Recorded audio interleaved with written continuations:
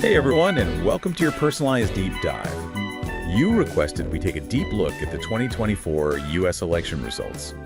And It's definitely been a wild ride. it has been wild. I think that's one way to put it. It's not just, a simple who won and who lost. Right. We're going to be looking at what does this all mean? Like, what's the bigger picture here? And we've got a lot to work with, too. We do. We got some really interesting articles breaking down the results. We've got some insights from experts over at Columbia University. Oh, very cool. And even an article that kind of questions if Kamala Harris's identity played a role in the election. Interesting. Yeah, buckle up, because we're going to try to figure out not just who won, but what it all means for the future. So I think one thing that's really fascinating here is that, we always think about like the immediate aftermath of the election. Right. But these results really highlight how each election is just like a piece of a much larger puzzle. It's true. Yeah. Like how does this fit into the bigger picture of American politics and history? Exactly. Okay, so first let's just get that big picture. Like, what actually happened? Articles from the Politics Desk and NPR are confirming Trump is back in the White House. Republicans now control the Senate. Yep. And the House is, well, let's just say they're still counting those ballots. Still waiting on that one. Right. Yeah. Like, we're recording this a little bit after the election.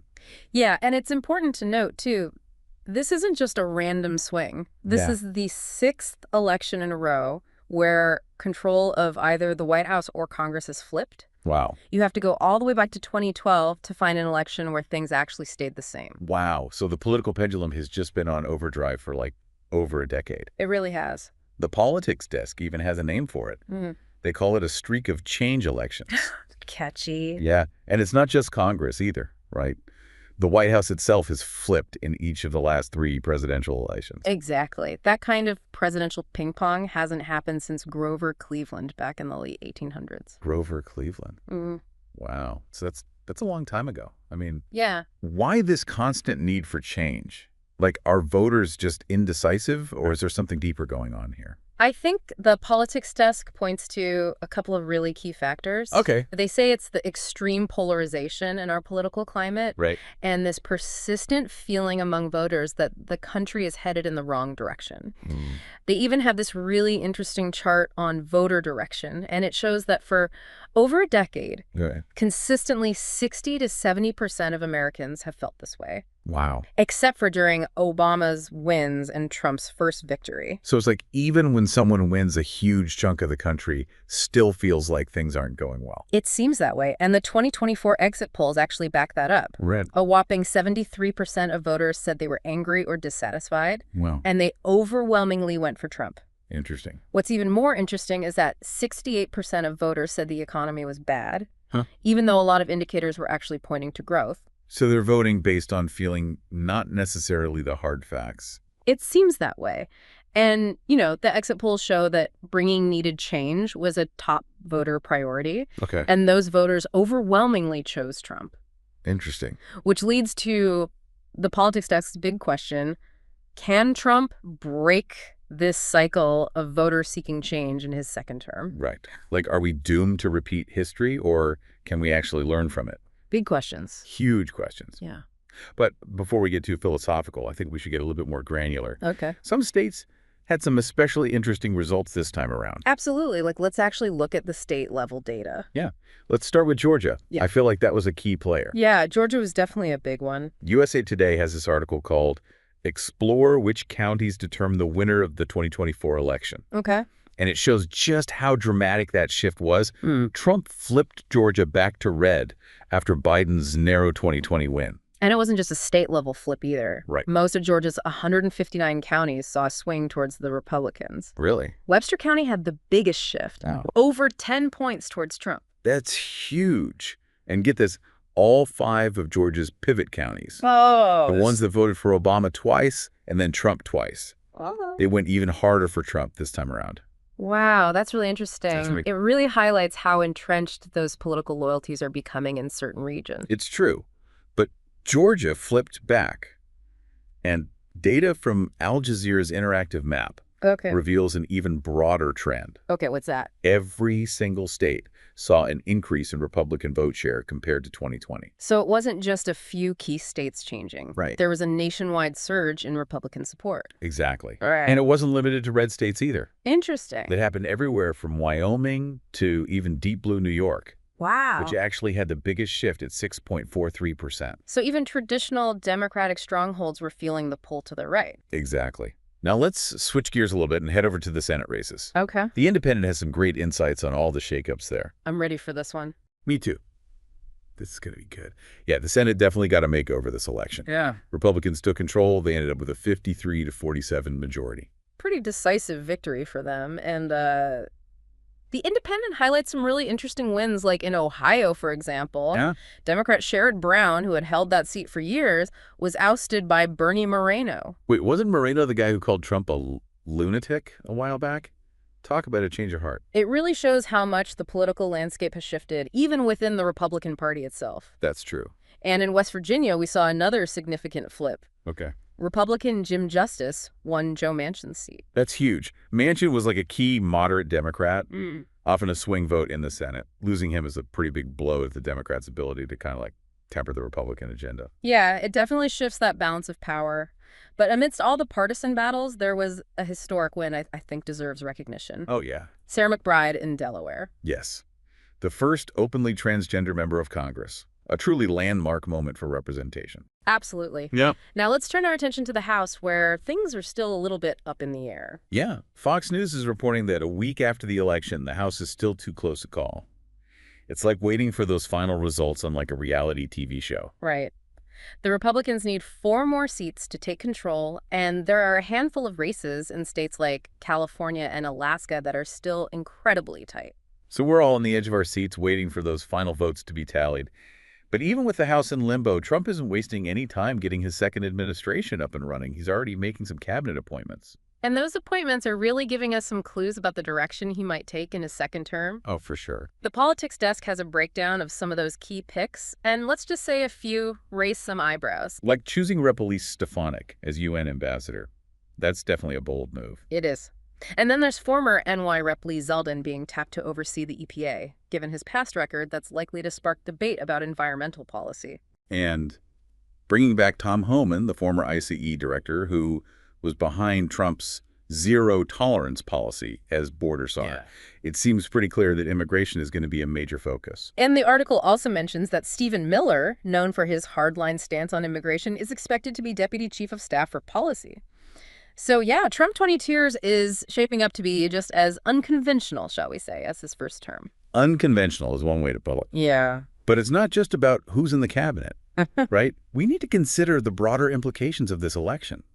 What are the experts saying about all the potential consequences? Well, the piece, Columbia Experts React Share Insights on 2024 Election Results, offers a really diverse range of perspectives, from psychology to economics to climate change. It's like they assembled this brain trust to unpack this election from all angles. Exactly. And one comment that I found particularly thought-provoking came from Frederick Mishkin over at Columbia Business School. He points out the potential challenges to the Federal Reserve's independence under a Trump administration. That's definitely something to keep an eye on.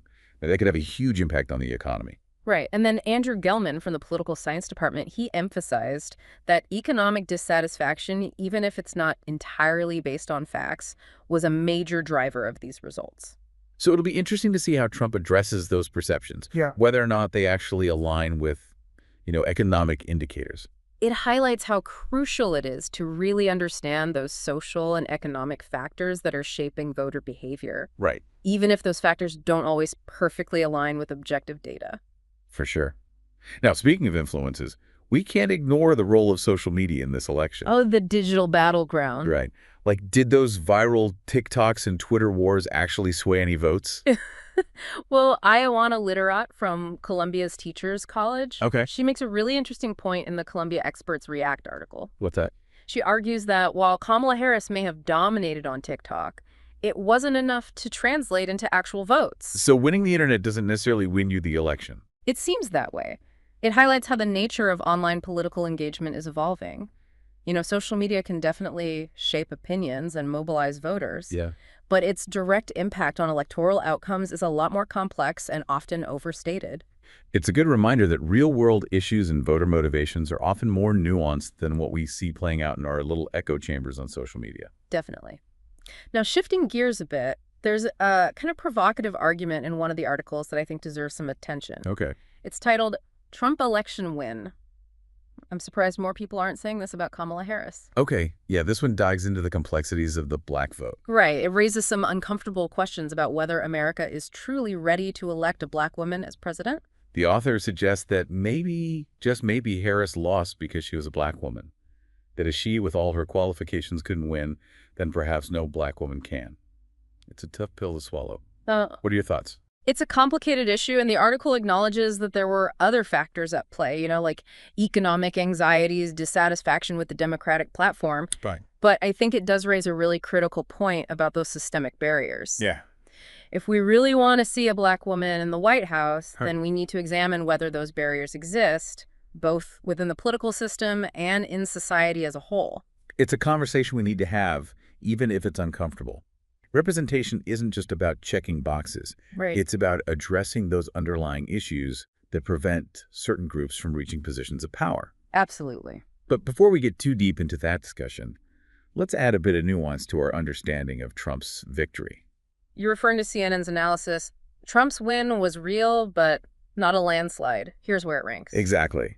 They point out that while Trump won decisively, it wasn't a Reagan-esque landslide. He got roughly the same number of popular votes as in 2020. Which could indicate a few things. Maybe some voters were just unenthusiastic about both candidates. Yeah. Or perhaps there's a growing sense of apathy or disillusionment with the political system itself. It's like CNN is saying, hold your horses, folks. This wasn't some sweeping mandate. Okay, so we've covered a lot of ground here. We've barely scratched the surface. No. But you're right, we've touched upon a lot of key points. From the overarching trends to those specific state races, the cabinet appointments, and the lingering questions surrounding the House, it's been quite the whirlwind.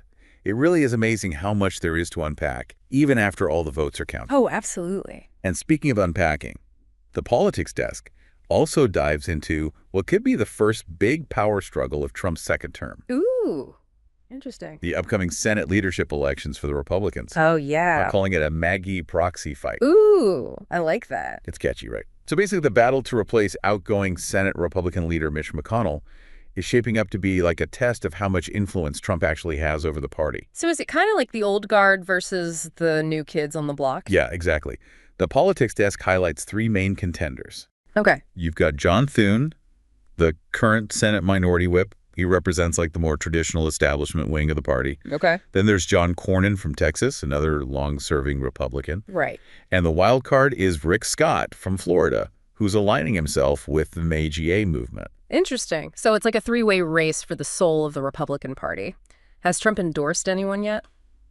Not officially, but the politics desk says he has made one very specific demand. Okay. That the next GOP leader support his ability to make recess appointments. Ah, so he could temporarily fill positions without Senate confirmation. Exactly, basically bypassing their approval. So he's not picking favorites, but he's definitely setting the rules of the game. Oh yeah, this is going to be interesting to watch. Okay, so we've got this potential power struggle within the Republican Party, a divided nation, Oh. and a president who seems pretty eager to push his agenda. Where does this all leave us? That is the million-dollar question, isn't it? This election was all about change, but what kind of change are we actually going to see? Will it address the nation's problems, or is it just going to lead to more division? And as we kind of wrap up this deep dive, I think it's important to remember that you're not just a spectator in all of this. You're right. We've said this before. Yeah. But it's so important. Like, you have the knowledge now. You've listened to this deep dive. You've got the context to understand what's happening. You can see the bigger picture. You can think critically about all the information that's coming your way. Exactly. So stay engaged, stay informed, and don't be afraid to ask those tough questions. The future of American democracy really does depend on active, informed citizens like you. Beautifully said. This deep dive might be over, but the conversation definitely continues. It always does. So keep exploring, keep questioning, Yeah. keep learning. Thanks for joining us.